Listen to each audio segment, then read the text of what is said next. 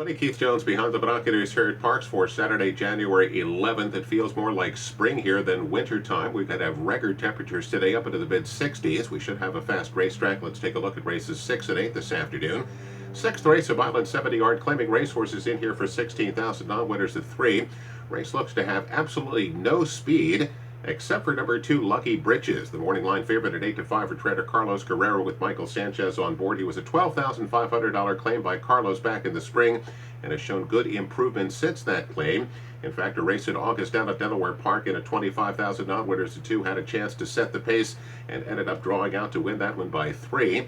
And I think that same kind of scenario will play out here today. Now, 2 starts back in a conditional $25,000 spot when the horse was almost 7-1, ended up finishing a very good second behind a horse named Tap the Mark, who's been improving recently for high percentage trainer Claudio Gonzalez. And then last time out, 12-5, non-winners of 3. Lucky Britches actually broke through the gate prior to the race. And how often do you see a horse break through the gate and then run well? And that's what he did. He did have the lead in the stretch, but ended up finishing second, got beaten just a neck. I think it's a good sign that Carlos is actually going to put the horse up in price today from 12.5 to 16. And again, that same non-winners at 3 level, I think Lucky Britches will have a chance to dictate the terms here, and I think he should prove best despite probably being the post-time favorite. Number 2, Lucky Britches, gets my call in race number 6.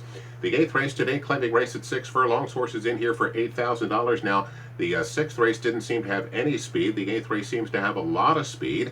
And I'm looking for a horse that might sit in that second flight of horse to maybe get the nod here today. And that's number 7, Crush It, who comes in for trainer Mike Moore. If you go back through his lines, this $8,000 level seems to be just right at about where he is his most competitive. Jomar Torres, who has been riding well here since coming to the track, will get the nod here for trainer Mike Moore, who's been racing against better company recently.